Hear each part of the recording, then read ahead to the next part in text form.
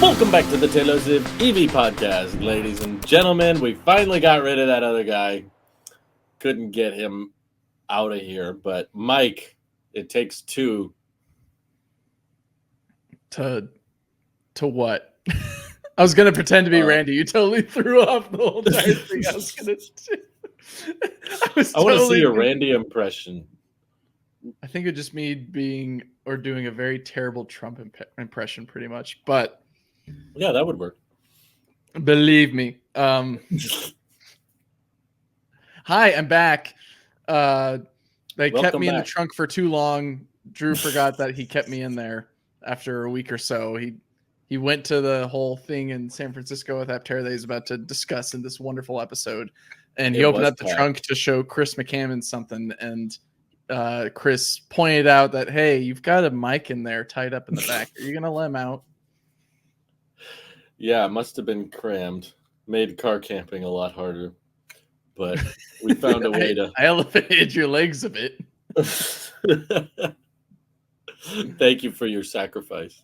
We appreciate it. Thank you for bringing back some of the stuff I forgot in Colorado, good sir. Yes, I needed someone to do that for me, but didn't well, I can't repair the favor, but you can tell me all about the whole Aptera thing as we get into this podcast. So you got to see it. Was this a fifth or sixth time now? How many times have you seen Aptera at this point? First time I saw Gamma was in, what was it, November, I think we went down to do the first test drive. Not me, but yes. Yeah, me and Louise is we.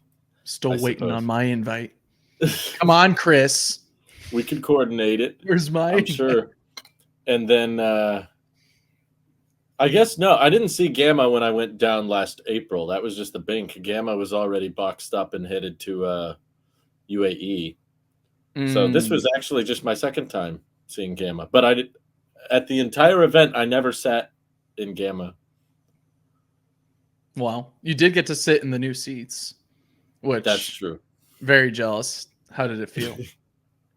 Yeah, it was definitely more firm than the Model 3 seats. But yeah, no, it was good. You were explaining in the video, it felt flatter compared to the seat that you mostly sit in these days, which is your Model 3s.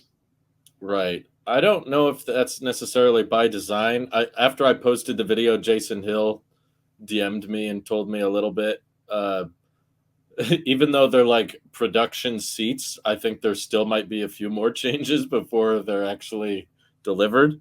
But he said it mainly had to do with like some of the fabric material that they were using. Like, it's kind of one of those things where those were like release candidate seats where you're ironing out the assembly line. You're seeing like, how can we crank this out and at what scale and what capacity? So those were like the first production, as in production process seats. It doesn't necessarily mean there will be no changes, but yeah, definitely even in the mock-up Aptera seats you see in the renders, I think they're going for a little bit of a flatter design opposed to a super heavy bolstering, which, you know, normally I'm a fan of, but considering that you have to kind of sit in it differently than a lot of other vehicles, that they've probably thought about it. It's kind of a narrower opening than usual. Oh yeah, there you go. Yeah, I got it. Oh yeah, I was a boomerang. Kind of a disappointment, I guess. A lot of people weren't aware, apparently, that Aptera has at this time no intention on heated seats, which to some people is concerning. Like, to some people, they're kind of worried about that. But heated seats almost feel like a standard these days. I think we've come to realize that this vehicle is not like any other. And so there's some sacrifices that do need to be made as a new company, and especially with these seats. Making them less complicated is definitely the goal. I think that's where Aptera is going in the right direction, and maybe something that I most likely disagree with the company that you work for right now, Hello, where they want to put in a little bit more technology from what I've heard from the Discord and all that, and talking with Jason and Forrest and all that. So I'm a little bit more in support of what Aptera is doing here, is just bringing it back to basics. We just want a nice, comfortable seat that is good in all environments. It doesn't have to be vegan leather or anything else. It's just cloth. That's all we need, and it works. Yeah, and I was reading about that with like cloth or mesh fabric seats.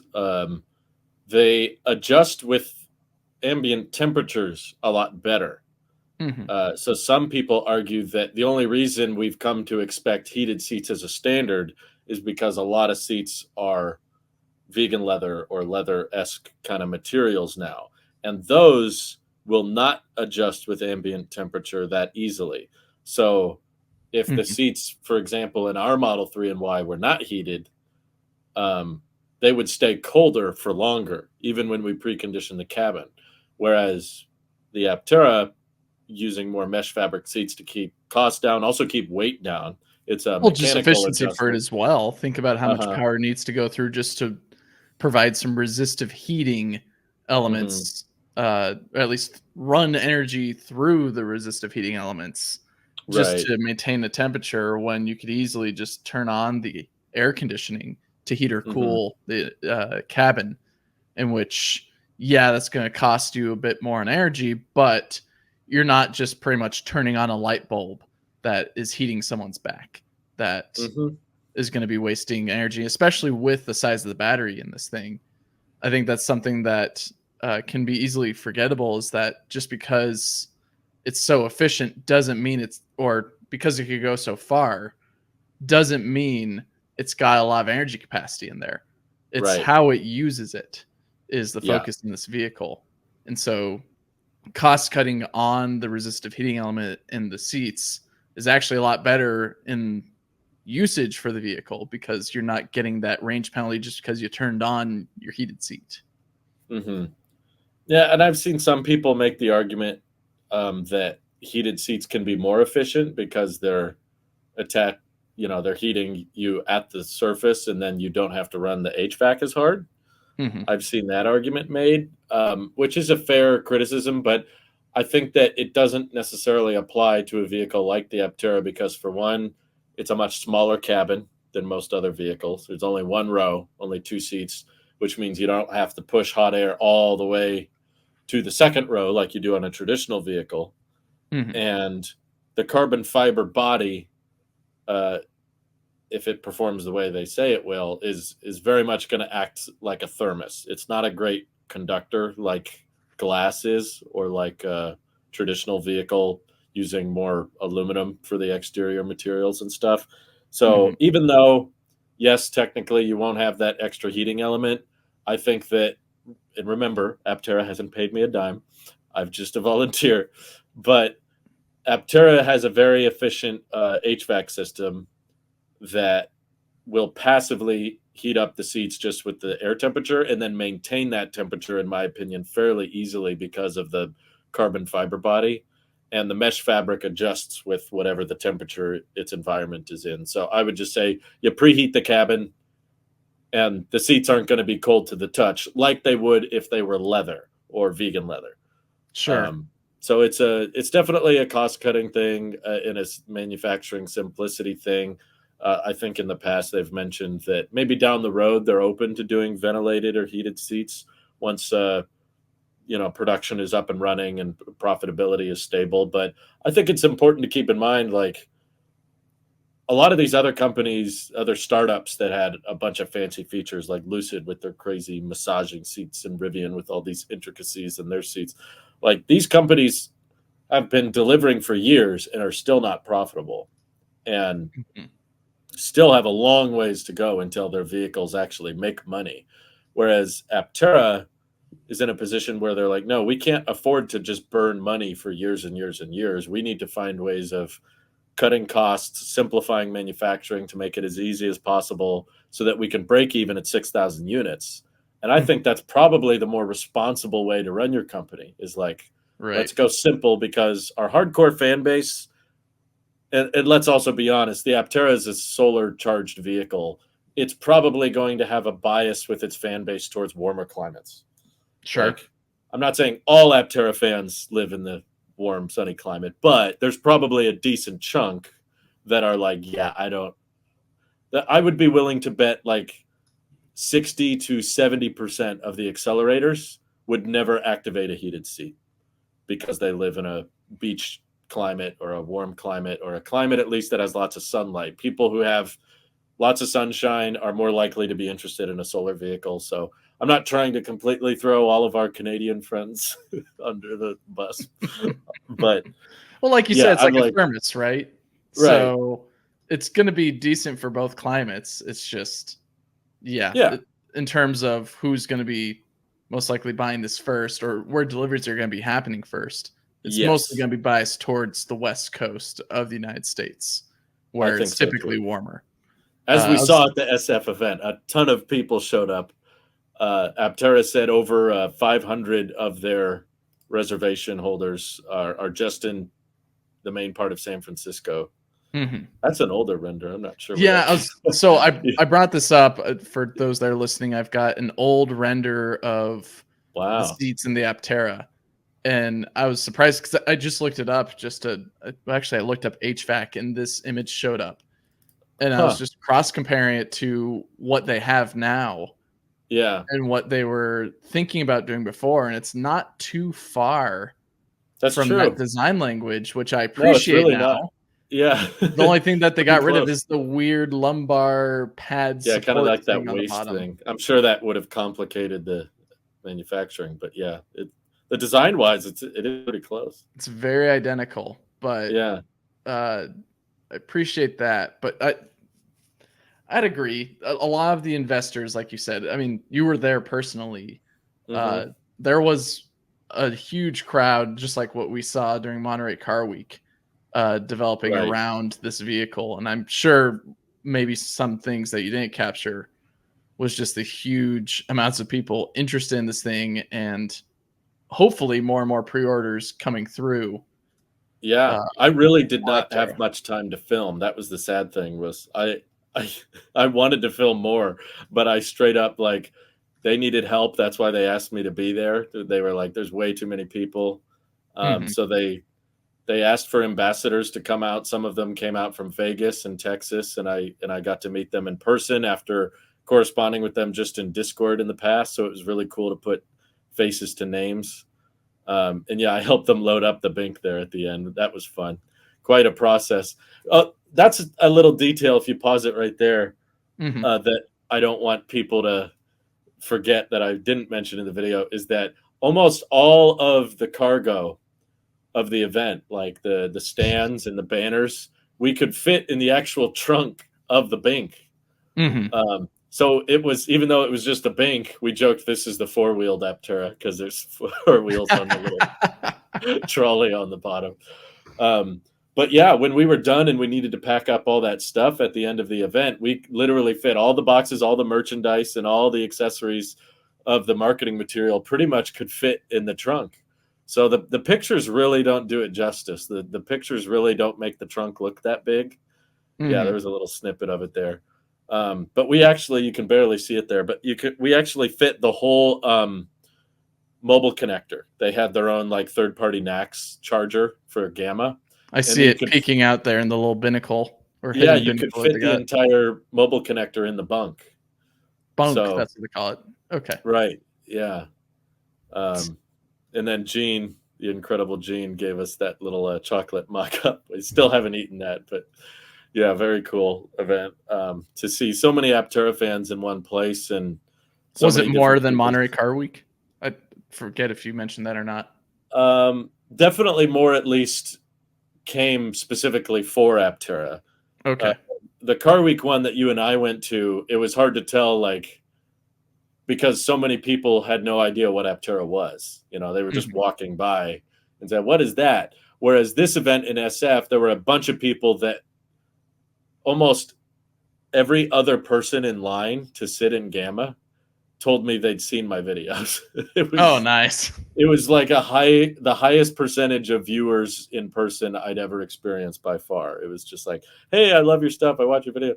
And a lot of people couldn't even tell it was me because I had my hat and glasses on. Sure. So when they came up to me, they were like, your voice sounds familiar. Have I seen you somewhere? And I was like, probably not. And they were like, no, you do videos, don't you? So that was really fun to see a bunch of people that were big Aptera fans. Several people got in line twice and Louise was kind of running the check-in desk. So in order for people to sit in Gamma, they had to get a little wristband, and they had to register with Aptera with their email. So Aptera got a lot more people on the newsletter that way. But it was funny because at one point, Audra comes out, another one of the Aptera marketing people, and she says, "Oh, by the way, the only people who are supposed to sit in Gamma are the people with the wristbands." I was like, I'm not, like, someone waits in line this whole day. I'm not going to turn them away and be like, you don't have the wristband. I was like, sorry. But I want to let anybody sit in this thing. It's so cool. I don't, whatever. It's a really neat vehicle. And if you're waiting that long just to sit in it, to experience it, I think it's worth it at that point. Like if this is someone who's excited and is waiting just to sit in the vehicle, and that's what's going to give you the funding that you need, even if it's just a small pre-order, but at least word of mouth as well. That's what sold Teslas and Rivians and all that. Get their butt in that seat. That's what I'm saying. That's what they can't drive it, but at least they can check it out and kind of get the feel for, okay, this is how I'm going to fit in it. Right. Things are going to be a little bit different, but here's maybe the reaching distance to the screen. Okay, that's not too bad. The armrest right here isn't, I mean, it's totally different, right? It's still the pineapple leather one. No, but most of their reactions, pretty much anybody that got in, I usually asked, I would say, what do you think? Like, what are your thoughts? I got as much feedback as I could, because I'm like, hey, I don't work for these guys. I'm just curious. Right. Like, what do you think? Most of the comments, I would say about 80 to 90% of the comments were very positive. They were like, it's comfortable. The visibility is really good. Or I thought the split window, I thought that would be a blind spot. And now that I'm in the car, I realize, no, it isn't. I can drive with it just fine. I really have to drive the Cybertruck at some point. I still have not. And then convince Aptera to let me drive Gamma and or just sit in it again to see the difference, because they both have that kind of split window situation going on. But I guess you've been in a lot, and so has Chris McCammon. So, and all these other people who have sat in it as well. And it's been a while since I've sat in it, I guess is what I'm getting at. But it would be nice to cross compare those two, since they both are very unique designs and both serve entirely different purposes. But they have some similar design, like the split window in a way, where for the Cybertruck it's pushed forward because of the shape, and for Aptera it's mainly for aero. But you have this extra pillar thing. Yeah, even so, some of what I remember is it didn't seem awful when I was in San Diego with it. Your mind kind of fills in the gaps. It's not a big deal. I would love to drive it again, or drive it. I haven't driven it. It would be great. Every day I'm growing more and more of a fan of it, even though I already was, to where I have a pre-order. It's just, one, convincing the wife, and then two, trying to find a reason to go through with it. But three, waiting to see just what happens with the company as well. And with all the generated hype and excitement for it, it warms my heart seeing, like, I think you put it pretty well in the last podcast, is that just seeing a whole new generation, or a whole new, like the birth of a new brand happening. Yes. And it's something to be celebrated, and something to generate a lot more spotlight and excitement over, because it's something that can be a service to society, and it's not obtrusive. It's very, maybe not clean. What am I trying to? It's very welcoming. It's a very welcoming vehicle. Generated so much curiosity, and it was really special to just be there and witness everybody's first reaction, because there were still a lot of people who didn't know about Aptera that were just walking by, and they were like, what is this? And they ask all the usual questions, like, how does it charge? Is it just sunlight? Can you drive it at nighttime? That was a common one. Everyone thought there was no big battery, like it was purely just powered by sunlight. No. I was like, no, you can plug it in if you want. What happens when it becomes nighttime? There's a lot of We were talking about about that today. They were like, what's a common question that seems obvious to you, but the everyday person always asks? And I'm like, a lot of people think solar EV means there's no battery. But I'm like, no, it could still go 400 miles and stuff. But also, I know from experience now that Aptera is not cherry picking interviews when they say, like, if you ask people on the street, how much do you think it costs? They always guess high. Every time, like without fault. I tried over and over and over again. Every single time someone would be like, so what does it cost? I'd be like, well, what do you think it costs? Like, what would you guess? And it was without failure, like 60,000, 80,000. Some people said 100,000, especially when I brought up the carbon fiber body. They were like, oh, it must be like 100 grand or something. And then we'd say, like, no, they're actually targeting under 40,000. Everyone went, what? Every time. It was so satisfying to see them go, oh, wait a second. This is like on par with like a Camry. Like, right. And it charges itself. Like, you're not even factoring in the fact that there's no more gas payments and stuff. So, aren't you in this photo somewhere? What's that? Aren't you in this photo? So we're looking at an article from ABC News, San Francisco. I was there. You're somewhere in this photo. I was on the driver's side of Gamma for about 4.5 hours when the event first began. So maybe you're hidden behind this guy. Here's the funny thing. They told me to, help people get in, make sure that they don't hit their heads and teach them the right way of getting in, like butt first and then pivot. And then he said, you can like motion the door down, but we don't want to slam it because Gamma's over 2 years old now, and it's had thousands of people sit in it. And these are not like production grade parts. Gamma was mostly handmade. So he was like, we don't want to wear out the latches. So don't let them shut the door completely. And I was like, okay, that's fine. I don't mind just being near Gamma. It's just fun to be like touching it, interacting with it for hours and hours and answering questions because I'm a fanboy. So I'm like, sure, I'll do this as long as you want. There were several points where Chris came out or other people came out. They said, do you need a break? Do you want to trade? Do you want to do something else? And I was like, no. I could be here all day. Yeah, I was like, I'm good. And my wife came out. She's like, you need to put on sunscreen. You're going to burn, which she was right. That was a good call. The only reason I took a break and went inside was because Gene from Experience Aptera came out to me and he was like, hey, I watch your videos. I have something for you. And I was like, really? What is it? And he was like, you got to come inside and look. And I was like, oh, okay, I will. So, I guess so. Once I swapped with Chris McCammon at that point. That's when he gave me the chocolate Aptera. So I was very grateful for Gene for setting us up with that. But yeah, afterwards I was mostly hanging out in front and answering questions and walking the line with people because the line kept growing. And at one point, Chris came out when I was helping people and he said, can you speed it up a little bit? Because the line's getting pretty long and we really need to keep it to like 50 seconds per person. They can't be in it more than 50 seconds. And I said, me hurry up? I think you guys need to hurry up. Maybe if we had 3 of these vehicles, the line wouldn't be so long. Like once you start delivering them. I'm not the one who should be hurrying up. You've got demand out the door. Yeah, look at all these people whine to buy it. Come on. I met a ton of accelerators, by the way. Yeah.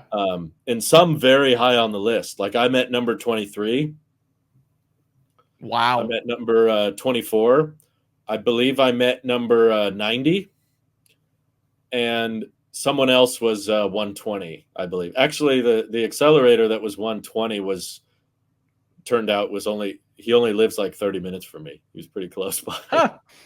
So I was like, oh, where are you from? Oh, like how did I not know this? We should hang out more. I'm going to maybe make some content with you later. Right. Please. Yeah, exactly. So it was cool to meet a lot of the accelerators like that. And there were even former Aptera employees from the early days that came to this event. From the hybrid days. Which is what I was going to highlight here. Is in the article, they call it the hybrid car made by Aptera. Right. It runs. I saw that. And so I thought, oh, maybe they looked up the original info on the original Aptera. But then they say afterward, it runs on solar power, but can also be charged with electricity. Yeah, I don't know. I don't know who wrote this. I think it's a transcript of the ABC news report because they use that exact same wording.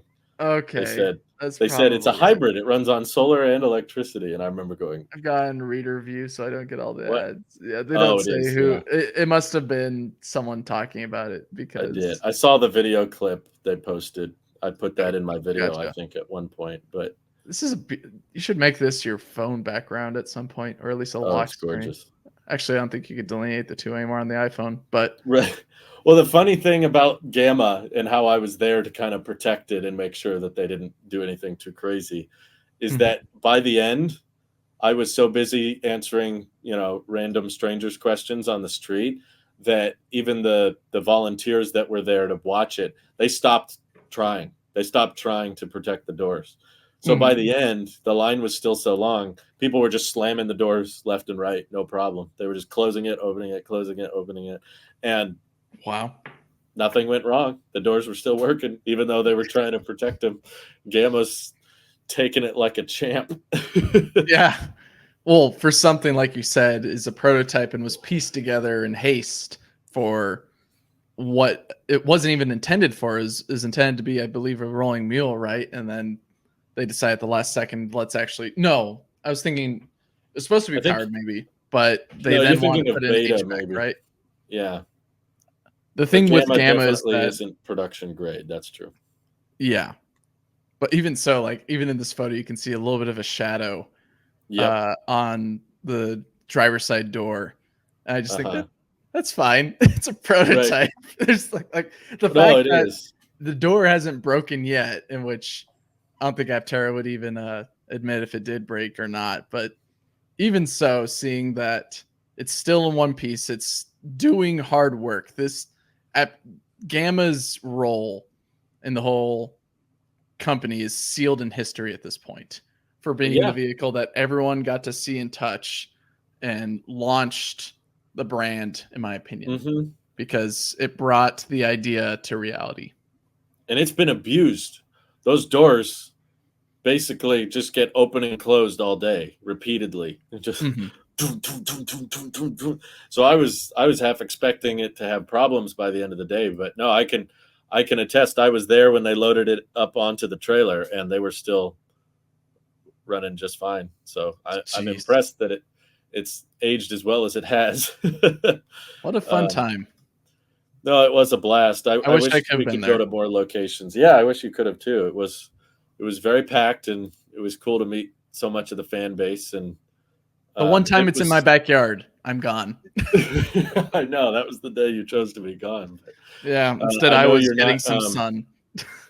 I know you're not on Twitter, but if there's a way you can share your screen with the Aptera Discord, I posted the PI build is currently underway. They're almost done with the Bink for PI2. And PI2 is going to be the drivable one. That's the one with the motor, the EMR3 drivetrain, which they haven't officially put together yet. Like Gamma still has the Alafe hub motors, which are very powerful, by the way. It's quite fast. And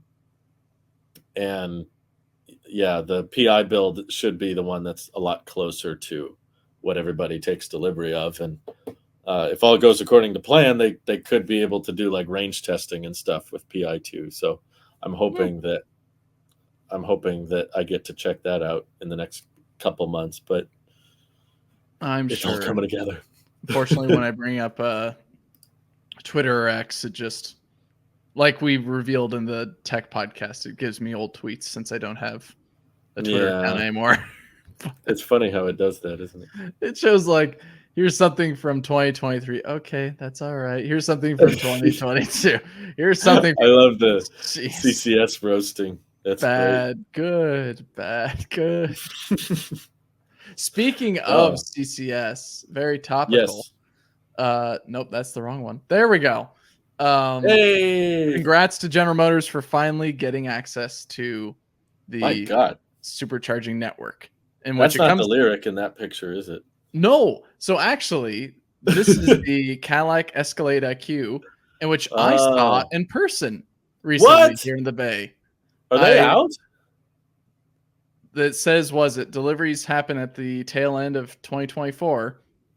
We're in September, so it's around. Wow, those are not manufacturer plates. It says it's from Michigan here. Wow. But yeah, here's me again, sad high schooler look. Don't know why I do like epic. this year's face. No, you look like a road gangster. is a tad raised, as you can tell here. Like the sidewalk isn't as raised as the road, so I sit a little bit more aligned in height with it, and it's not as big as a typical Escalade. But okay, I do recall when hearing about the Escalade IQ, it was a bit smaller than the gas one, but gotcha. I think it still lives up to the name in terms of size. It's pretty large. It looked, just in that supercharger picture, it looked quite big. Yeah. Next to the Lyric. There we go. Yeah, look at that. It's so, you can tell they stuff it with batteries because it's so like thick. You can tell it's stuffed. I have to I'll get to it later, but I have to compare the sizes of the Escalade IQ and the Cybertruck because it seems like they're somewhat similar in terms of width and then possibly in height as well when you're kind of It's got the charge port in the right place.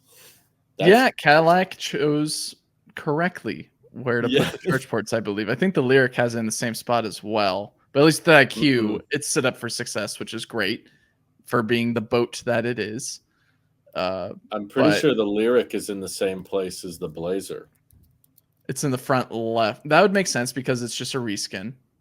Yeah. So, which is not good for supercharger access, but why the fixture small? But how does this make you feel? I know before you were like, we're too dependent on Tesla, but I'm very happy for GM to get a win because they've been really struggling a lot. Yeah, that's fair. And for them to get supercharging access finally, because they've been waiting, like it seems like they had a 3-month delay thanks to the struggles on the supercharging team on Tesla's side due to leadership decisions. But for them to finally get access is great. It's going to flood superchargers all over with GM products, which might be a headache. But in terms of EV adoption, it's a big win. And that's what I'm all about. Even though we're going to see a lot of Blazers and Lyrics come in and have to take up a spot and or I don't know, find some way to, you can't extend it, right? GM is saying don't use third-party products, only use our first-party products that you have to pay for. Which is going to be a little bit of a struggle. At least you can plug in which I think that's the focus right now is that you have more options than Electrify America or EV Go. Right. There's quite a bit now. I think they said that they're now open to like 17,400 charging a lot of superchargers. So it used to be 15,000. So since they made that announcement, there's even more. But yeah, I'm hoping there's more and more of those V3 plus sites with the longer cables so that it doesn't matter where your charge port is. That would be ideal. But do you foresee Tesla following some type of Electrify America setup where they have a really long cable? Or do you think they're going to stick to maybe some extended length without a elastic support? I think, they probably won't go with that elastic thing like we saw out in Wyoming, where there's a big string. But the V4s, which aren't really V4s, have pretty long cables, and most of them, at least, are laid out in a way that you either have to pull in or back in, but no matter which side your charge port's on, it should reach. So I'm hoping that latest design is enough to kind of cover everything. That's my guess. I don't think they're going to get any more expensive. Yeah, GM has a lot of different EVs. That's why it's like, to me, this is a great sign. I only show 8, but there's 9, I believe, that can plug into the superchargers now. The Bolt is not on here, unfortunately. Right, the Bolts aren't there, but I've seen people already tweeting today that they were plugging in their Chevy Bolts at non-Magic Dock stations. So it is functionally already working, which is cool to see it. That's fantastic. That quickly. Yeah, I think this is an absolute win for the community as a whole, even though that there is the headaches of trying to stuff a Silverado or a Hummer. Actually, yeah, the Hummers aren't even on here either. Oh, geez. So there's more. There's about 10 if you just only include the Hummer as one product, in which the Bolt is kind of in that same. If not, it's no thanks. I'm not interested in answering your questions about GM products. I mean, I mean no disrespect, but my mentality is they're even letting GM supercharge now. So if GM can do it, everybody can do it.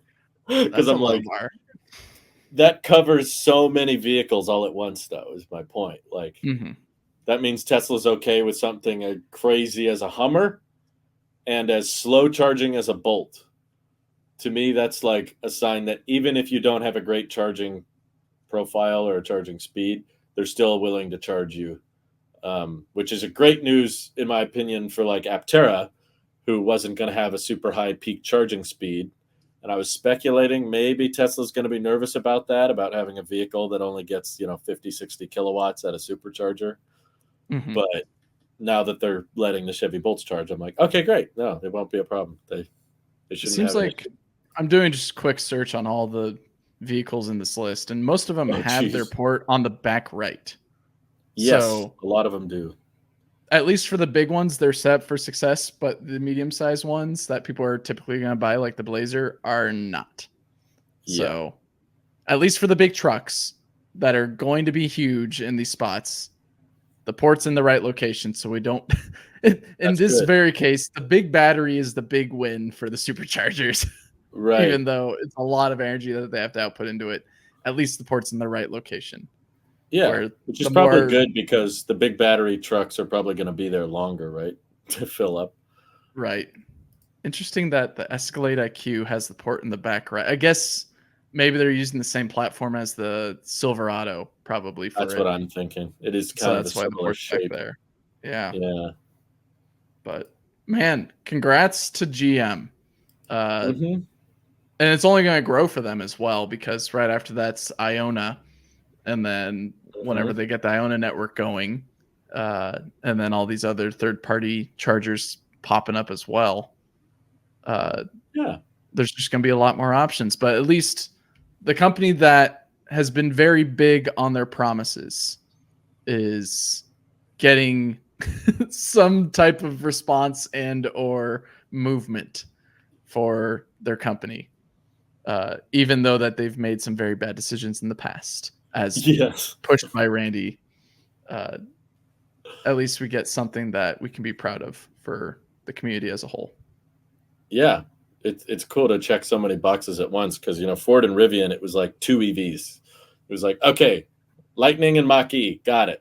They got supercharging. And then it was R1T and R1S, got it. But now it's like 12 different EVs all at once can now supercharge, which is pretty neat. But I also heard mumblings that they're not planning on adopting NACS onto the vehicle until 2026, which is kind of bizarre.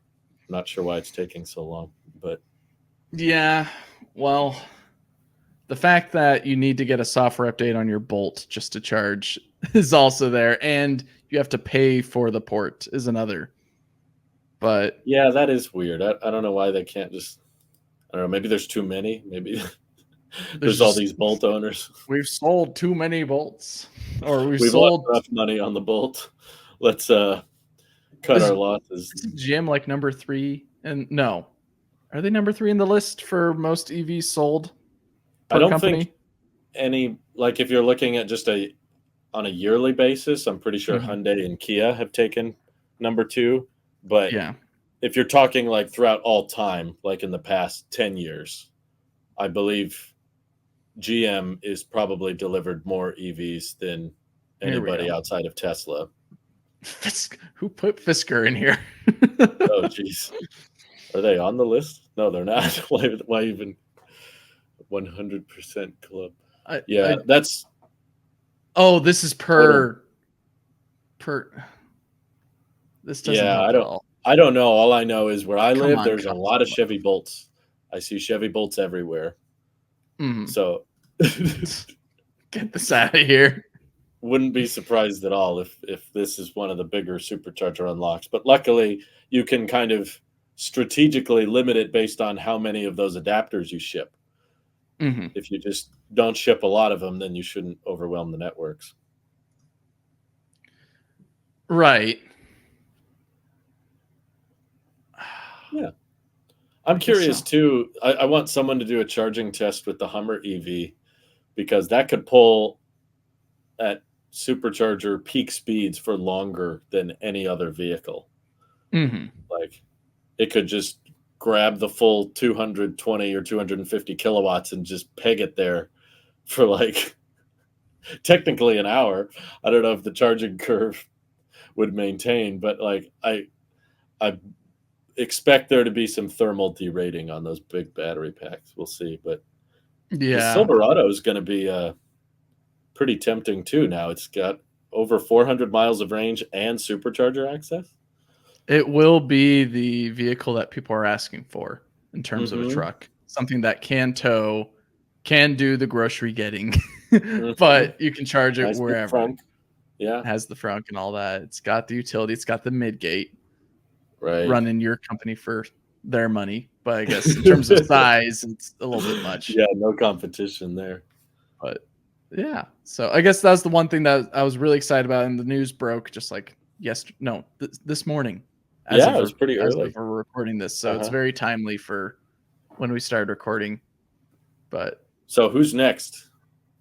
Who is next? I have to consult my list of who's adopted NACS and who said that they were going to get on. I think you and Randy's guess of Volvo and Polestar isn't a bad one.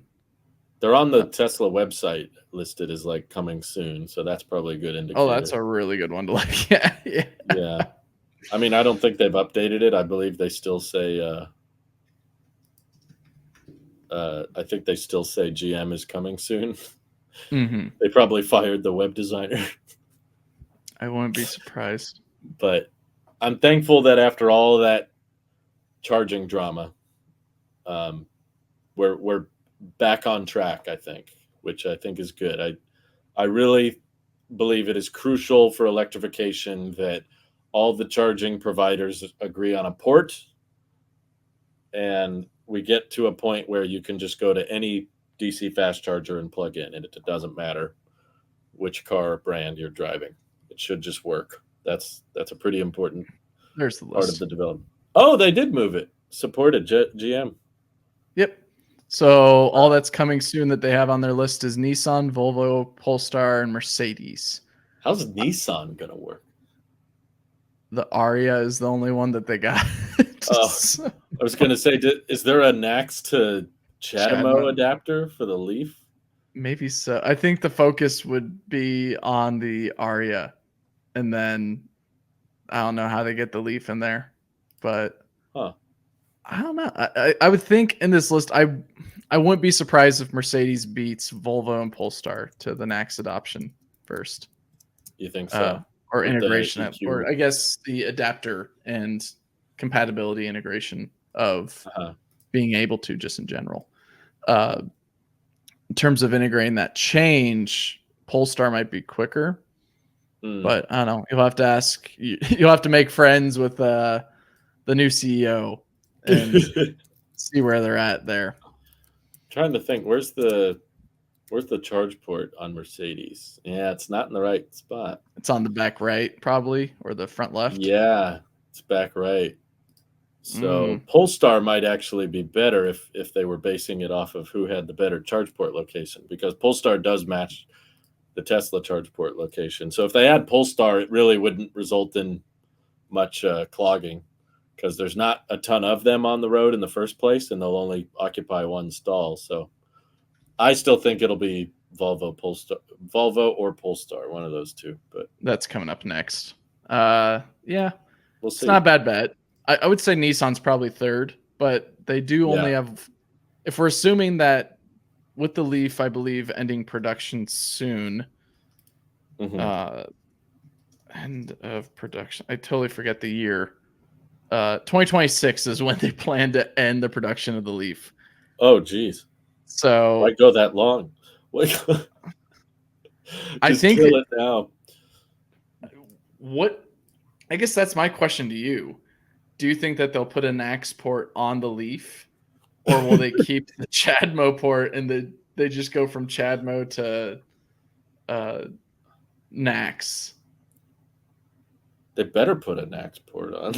That would be, because I believe the Leaf has had the Chademo port for its whole life. Yeah, pretty much. Cup of tea, that's what it means. But it's not my cup of tea. It's an old vehicle at this point. It's been around. It predates the Model S. But I'll confess, when we were in Colorado, we saw Arias everywhere.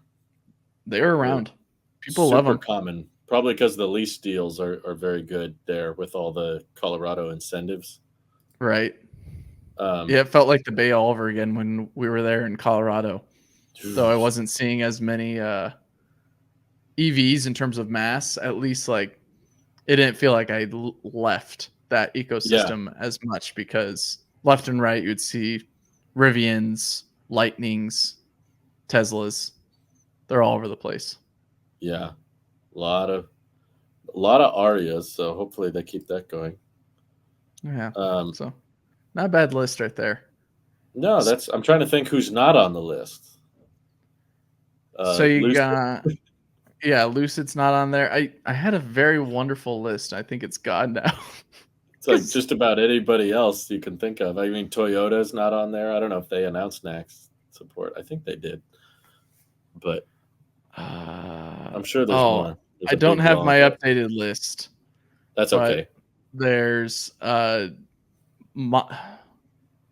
is Mazda on the list? I guess they are. There's Jaguar Land Rover, who said that they're going to adopt it.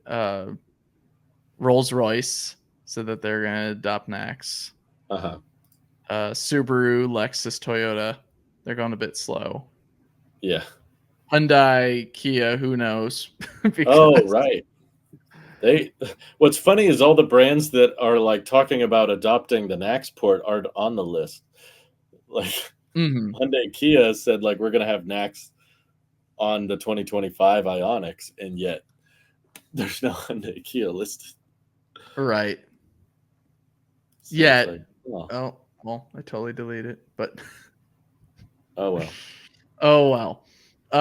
With that, I wanted to get your take on something maybe out of left field, in which you've heard of the company of Lotus, right? Oh yeah, they helped with the original Roadster, right? Yes. They recently unveiled their Theory 1 concept, which seems to take some of its inspiration from the McLaren F1, which was a 3-seater. Wow. It's supposed to be their idea of an EV supercar with a 70 kilowatt hour battery and only weighs 3,500 pounds, which is a very nice, just eye-opening weight for an EV, comparing it to everything else on the market, because that's averaging around 4,000 pounds. Just because of slapping a battery on the bottom of it. But does this tickle your fancy at all in terms of the design, or even the idea of EV sports car? Yeah, that's beautiful. I have seen this, so you're not showing it to me for the first time, but I didn't read into it. I just scrolled past it because I figured, concept car, whatever. But seeing it all close up like this, I love how much of it looks like forged carbon fiber SMC, and it looks super aerodynamic. And even other EV hypercars like the Rimac Nevera, by the way, over 5,000 pounds. It's got a lot of power built into it, and at least with Lotus, their focus has never really been raw power. It's mainly been driving performance. Yes. And that's something a lot of people probably find lacking in EVs because all of them are so heavy, you know? So compared to a gas sports car that can be super lightweight, like a 911, this probably helps not get completely to that stage because that's still going to be much lighter, but more in that direction of lighter weight, better handling. But yeah, I love the way those doors move back. Such weird doors. I was noting that just these concept cars just take the weirdest leaps in logic. But the lighting is what gets me. Look. The look is beautiful. I've always loved really what cool Lotuses design. look like, and at least with their upcoming, was it the Amaya EV? I believe it's more SUV like, or Amaya. I don't know. Lotus. But my only concern with Lotus, I've always loved them. I got to ride in the, oh goodness, the one that the Roadster's based off of. Oh yeah, I remember Lotus models. That'll help. But pretty much, they're such beautiful cars. It's just you don't really hear about shops or dealerships near you. They're a little bit not foreign, but at least you don't really hear about, oh, I had to drive my Lotus into the dealership the other day because it had a loose door panel or anything like that. Because is there a dealership even near you? Who knows? Probably I mean, here not. in the Bay, likely, but like over where you're at, no, probably not. No It's the problem that you were saying before with Polestar is like a Polestar would be great, but just trying to service it would be a headache because you're gonna have to drive it that far. For sure. So the idea of something like this Theory 1 is a great idea in theory, but in terms of practice, of if anything goes wrong software wise or hardware wise, are you gonna have to ship it all the way to the nearest shop? If you can afford one of these, you could probably afford the service on it. Maybe that's the thinking. But I do, there's a lot of design characteristics I've always admired. Like, you know, Aptera definitely leans into how do we have like the lowest coefficient of drag possible to achieve game-changing efficiency. I've always loved the idea of, you know, that's cool and I appreciate that, but what if you pursued the lowest possible frontal area to achieve game-changing efficiency? So obviously this one's more oriented around performance and sports, but there's things you can learn from those sports cars that you can trickle down to cheaper models in the future. And there's a design attribute of that super low hood that blends in with the windshield that whenever I picture of, like, if you were to make a vehicle that was super efficient simply because it has a very small frontal area, it's not very tall, but it's super slippery. Maybe it's a lot more compact than Aptera because that's one of the downsides of their three-wheel design. It's, you know, it's super aerodynamic and super efficient, but it is awfully wide.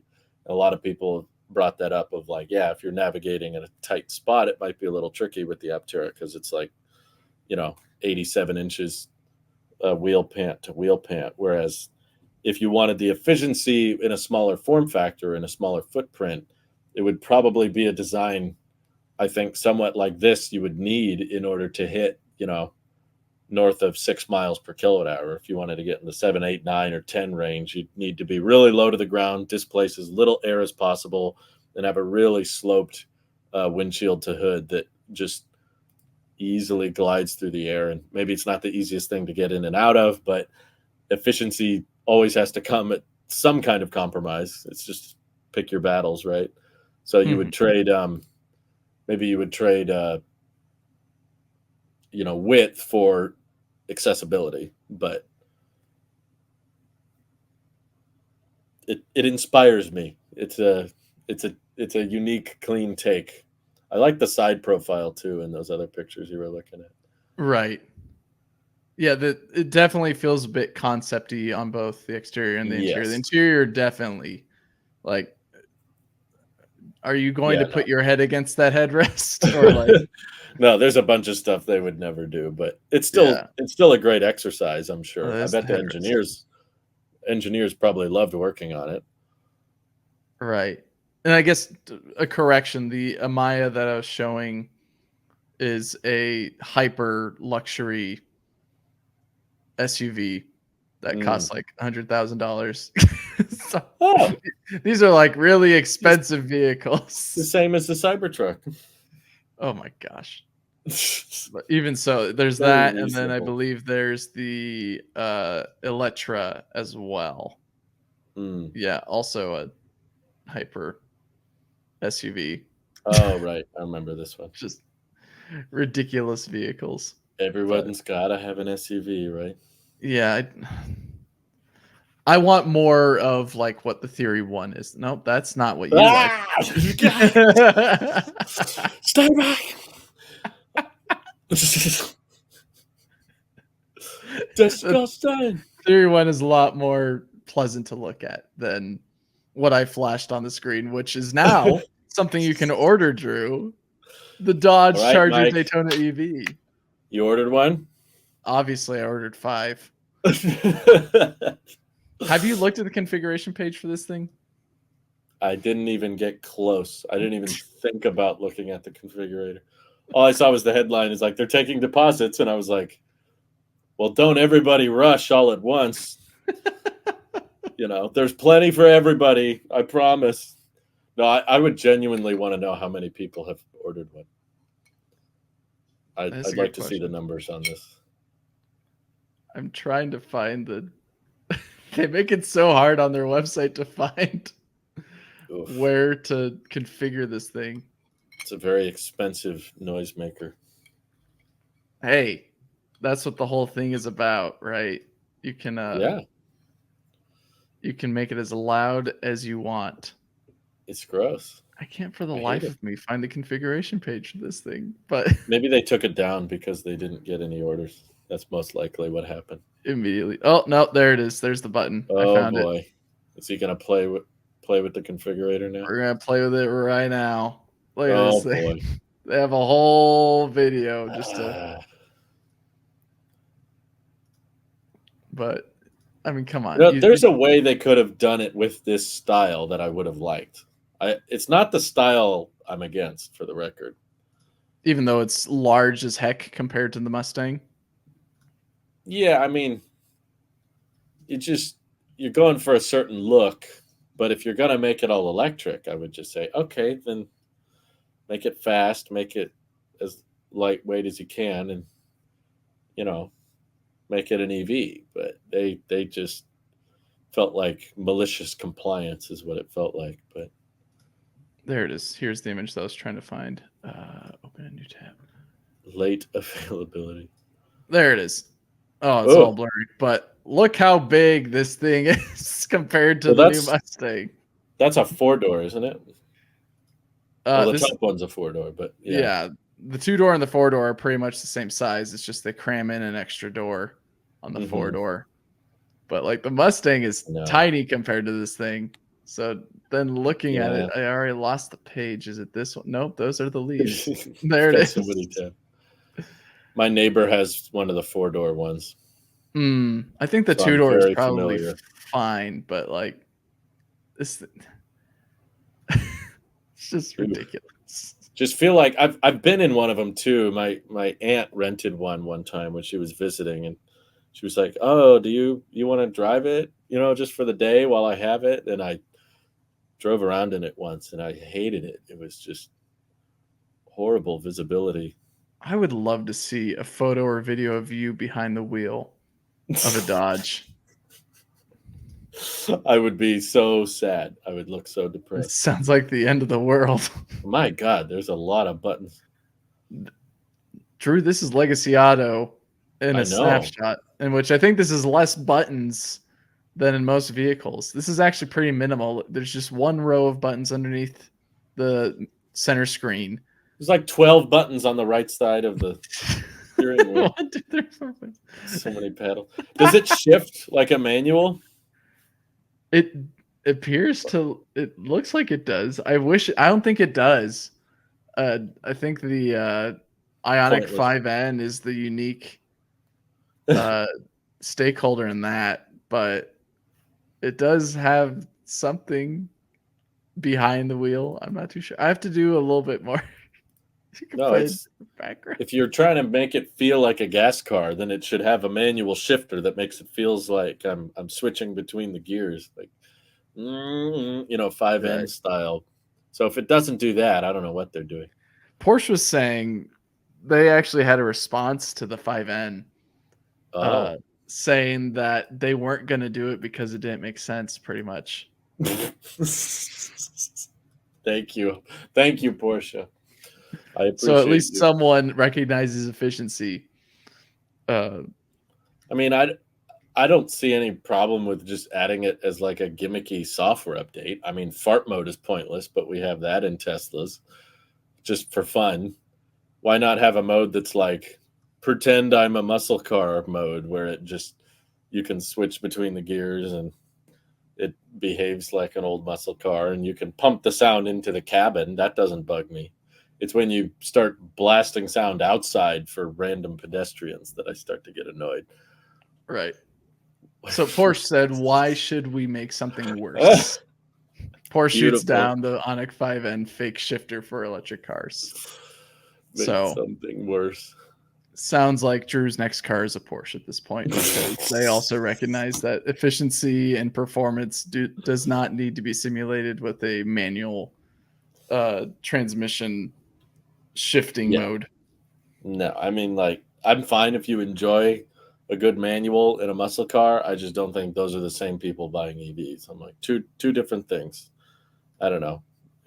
Not the same, not much overlap in those markets, but Porsche's probably right. I agree with them. And they do make some incredibly fast charging EVs that can hold peak speed really deep into the battery pack. So I think as far as legacy autos concerned, Porsche's doing it right. They're doing a great job. Right. I agree. And I am looking forward to their new Macan. Yeah. Even though it's just another Blazer effect, at least it's going to People open like their up Porsches, right? Yeah, but it's going to open up the window, or at least it's going to make it so that things like the Boxster EV can become a thing, right? It'll free up a little bit more cash flow for them because they're lining their pockets with Macan electric sales, in which because it's a VW product, the port's on the wrong side. But oh, really? Yeah, look where the port is. Yeah, we're looking at the right side view of it, and the port's on the. Oh, that's the right-hand drive. It's on the driver's side. I thought I could have swore somewhere I saw the Macan and it had the same charge port as Tesla, but maybe I'm misremembering things. Let me just quickly, because now I could just look at. Yeah. If only it was made in the U.S., it'd qualify for the tax credit. There's the port right there on the driver's side. Okay, so maybe that's what I'm. Maybe it depends on region. It could be like region based. In this country, it makes more sense to put it on passenger side rear, or maybe it's driver side rear. It's just right hand. Here's a better view of it. Oh yeah, no, it's not a bad look. I could have sworn I saw one recently, but they definitely went more tapered than boxy. Yeah, it gives Model X vibes almost. A little bit more egg shaped, right? Yeah, but should go pretty far. I believe I saw a range test, a real world range test, and it went well over 300 miles, which is good. So, have we talked about? Yeah, I think we did talk about Lucid actually getting 520 miles of range or whatever. Yeah, that's insane, especially at highway speed. That is nuts. But we got some news not recently, a while back. Someone was saying that they were working with Lucid and that they're going to Aston Martin. Aston Martin, maybe? Okay. Yeah, I think it was that, which makes a lot of sense because Lucid's powertrain tech is just nutty. I think someone commented on the last EV podcast a really good point, or they found a way to articulate what I was feeling, which is Lucid is just Tesla if Tesla was a car company. Like they put all of their R&D and all of their time and resources into powertrains and battery packs instead of, autonomous driving and robotaxi or Tesla bots, that kind of thing. They're like, Lucid's doubling down on the core fundamentals of EVs, whereas Tesla's trying to kill off the need for personally owned vehicles in the first place. So making a robotaxi. Yeah, I think, ooh, man, that gets me pumped. I mean, it's a Macan, right?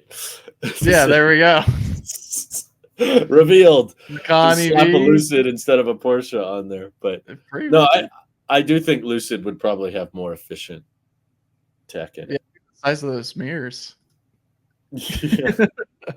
Much smaller. That means in late 2026, we're still going to have mirrors, I'm afraid. Hey, and the port's on the correct side on this concept image.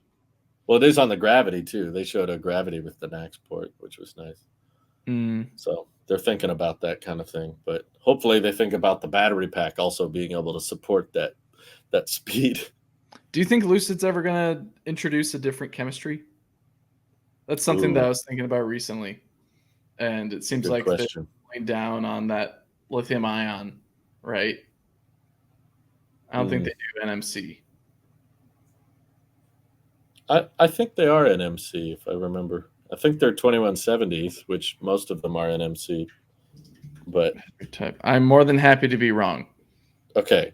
Lithium ion is what it says from LG Chem.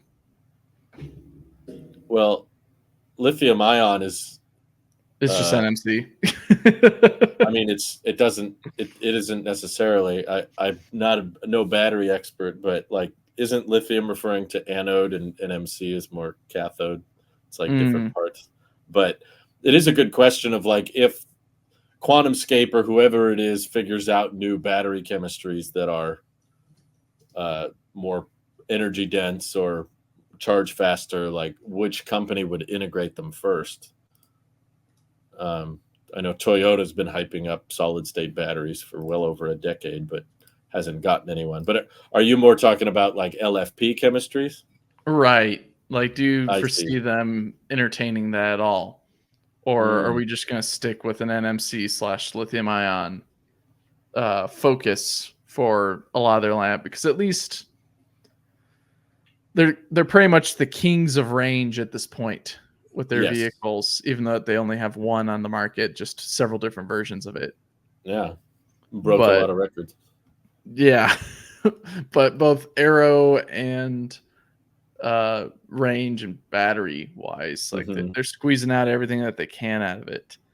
Right. And I'd find it interesting if they would explore something like a lithium iron phosphate battery or something entirely different that they could find to be even more beneficial to their brand, or even making some deal and getting a solid state battery in there. I think would very much be on brand with Lucid, because they're all in on luxury performance. And if a solid state battery does exactly what it touts, could get a lot of range for them. And that's true. They're not having to fund themselves right now.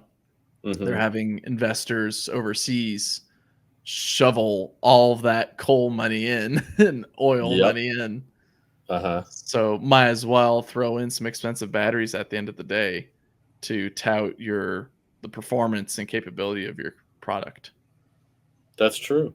No, I didn't think of it that way, but it's a good point. Lucid always likes having like the bleeding edge, latest generation everything. So they probably would be, especially with their more performance-oriented vehicles. Like I could see the Sapphire, if there was some type of vehicle-grade battery chemistry that had improved enough to be like shipped. It'd probably be super expensive, but super energy dense and have some really crazy charging characteristics. So yeah, a company like Lucid would probably be more interested in that because they're, like you said, not too concerned about profitability because they can just live off the Saudis so far.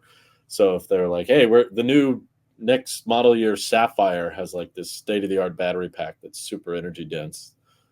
Mm-hmm. Yeah, you could charge $250,000 for that and probably convince a handful of people to buy them. And that would be really interesting technologically. But yeah, as far as like more affordable mid-size options go, they do seem to be very focused and dwell a lot on like being lightweight and being efficient. And I don't know if LFP carries those characteristics. It's kind of around like high cycle life and affordable, but not low weight. It's usually like, my 60 kilowatt hour battery pack that's LFP is the same weight as a 80 kilowatt hour long range battery pack. Mm-hmm. And honestly, with the way lithium battery prices have been dropping, I'm not even sure that LFP saves that much money anymore. I know that it doesn't require those expensive nickel and cobalt materials, but from what Tesla's been saying and other automakers been saying, like there was a big pullback from a lot of the big automakers on battery orders, so that resulted in a large drop in battery prices, which is good in some regards. For other companies that have to buy batteries, they're like, oh, sweet, we can get them way cheaper than they were a couple of years ago. So if that trend continues and batteries don't get too expensive, then I could honestly see Lucid just keep using 2170s. But it is interesting that Lucid's kind of like the only company of the three, all electric brands, Tesla, Rivian, and Lucid. They're the ones that are not interested in moving towards some kind of bigger cell. Tesla's hyping up 4680s and Rivian's like 4690s. Ours are a little bigger for some kind of cost-cutting measure. But so far, I don't believe they've said, Lucid hasn't said they plan on like mass producing their own cells or switching to a bigger cell to save on cost. They seem to be like, no, we'll keep using existing cells and we can get those for a reasonable price. But they're banking on we'll just need fewer cells because we're super aero and our powertrain is super efficient and our high voltage architecture and all of that means that we won't have to buy as many cells. Whereas I think Tesla and especially Rivian, because they're like a more off-roady, adventure-y focused brand, they're probably pursuing those bigger cells because they know, yeah, no, we're going to need a lot of battery packs regardless. Like Rivian with their whole, good ground clearance off-roading emphasis is like, yeah, no, there's no way around it. We're going to need a big battery pack to get this thing over 300 miles on a charge because it's more boxy. So we need to find a way to get cells cheaper, not necessarily rely on aero tricks or powertrain tricks. I mean, I'm sure they'll do some of that, but it's kind of interesting to watch the different techniques. Sure. Well, it just depends on application, right? Yeah. The Lucids, you're not taking out off-roading and all that, or you're not trying to tow as much. Or I don't think any of the Lucids can really tow right now, or at least are marketed as a towing vehicle. It's like trying to market a Model S as a towing vehicle. So yeah, it's like you can, but I mean, the Gravity they seem to be hyping up a lot, like off-road and towing, but that demographic isn't going to be doing that very much. They're going to be cruising down to Pebble Beach, drinking some champagne, going a few rounds on the green, and then driving back and laughing about why Jeeves was wearing a tie-dye shirt today and not his typical vest. Right. I don't think you're buying the Lucid Gravity so that you can go off-roading through the Moab desert, but you could.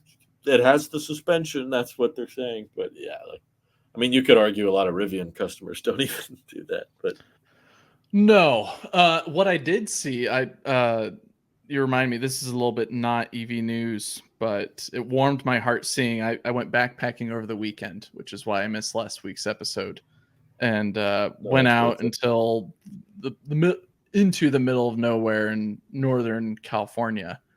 And it was about a 3-hour hike down to this lake that I was in. And all of a sudden I hear like above us a whole bunch of rocks crumbling. And I think, what is going on? And I look up and over. It's pretty much like I'm in this bowl where like there's a lake at the bottom, and then you got kind of like a whole bunch of high elevation terrain around you. And I see a white dot at the very top of this bowl, and it's going around these switchbacks, coming down and down and down. As it gets closer, I can tell it's a Ford Bronco 4-door ripping through these trails, or at least these big trails that we were partially on during the backpacking. And it was ripping through them in like 5 minutes, where it took us about 30 minutes to get down. Oh, geez. And it gets down to the bottom, and the people get out and all that. And my buddy's just thinking, I don't like this. These people are here. This is out in the middle of nowhere, and they're here with their loud car. Like, what are they doing? And I'm just thinking, man, isn't this great that we could take this vehicle out here and actually use it to its full potential? Even though I'm not tied to these people, but I thought, that's amazing. Even though that they caused a lot of noise and a lot of ruckus and all that, and like they got here in minutes where it took us hours. Right. It's amazing that they got all the way out here. So to comment on the fact that like people who buy Rivians or these off-road vehicles, they don't use them. I got to see someone actually use a Blazer with my own, or not Blazer, a Bronco Blazer. Not a Blazer, a Bronco with my own eyes come down very incredible slopes and switchbacks and do it without any issue. The only time that they had to stop is go on a switchback and turn around, and they just couldn't make the turn because it was such a hairpin turn.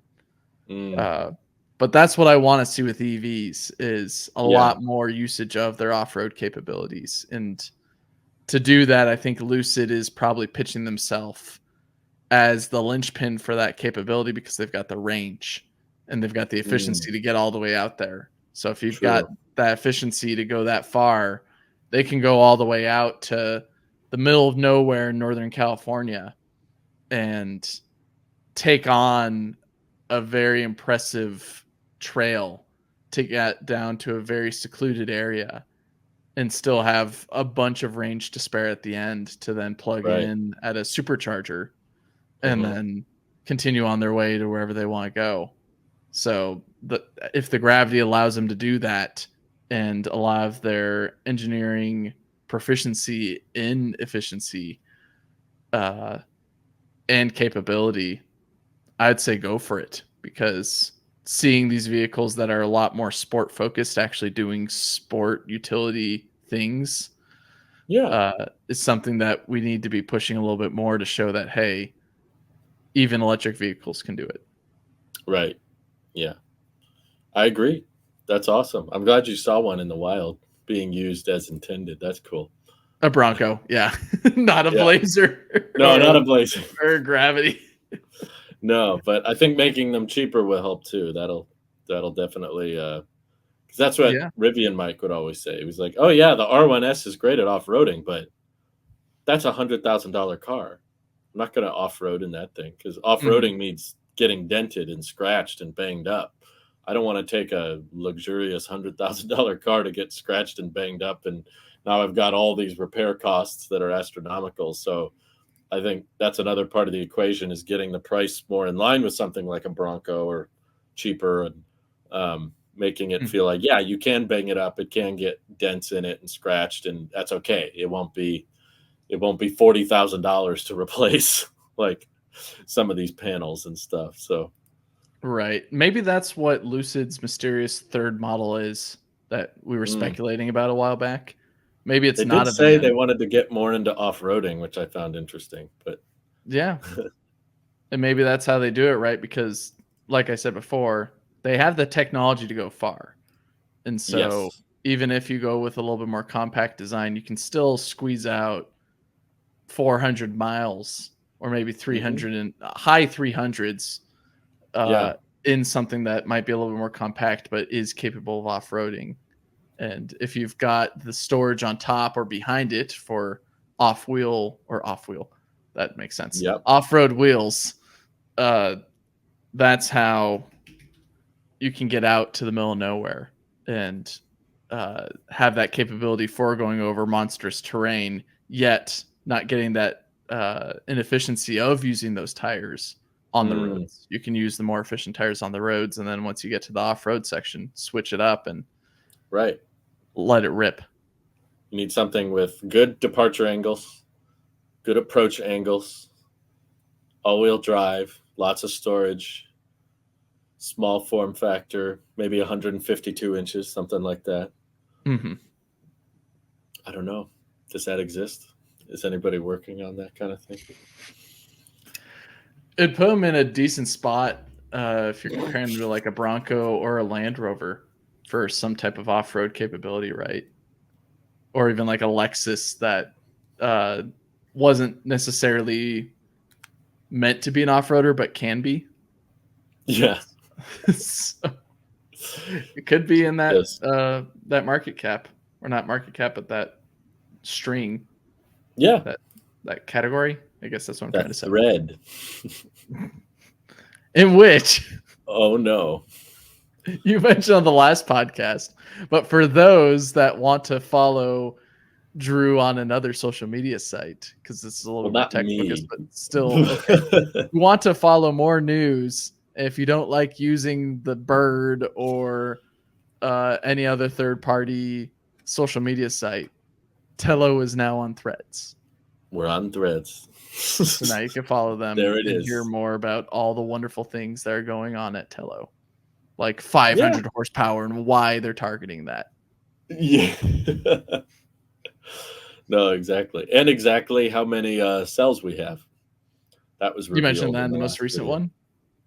Yeah, I think he said 5,460, something like that. 5460. Okay. So give you a little perspective. The large pack Rivians had 7777. We all remember that number. So 7,700 in the Rivian, in the Tello. Same size cells, still 2170s, but around 5,400. So much smaller battery pack, much lighter weight, similar weight to a Model Y.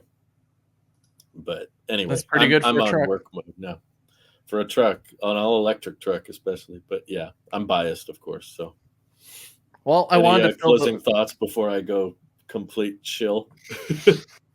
I was gonna say, do you want to reserve the end of this podcast for any developments or news on our personal vehicles? At least for mine gets to go in tomorrow into servicing for its faulty suspension on the front right and the weird interior door panel things that are going on with it.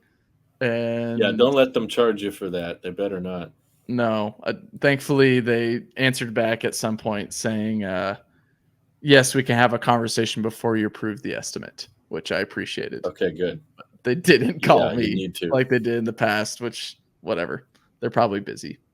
But that's what I've got coming up with my Model Y is hopefully fixing the front right suspension so it doesn't sound like it's braking all the time whenever braking as in like it sounds like it's broken, not as if like it's decelerating.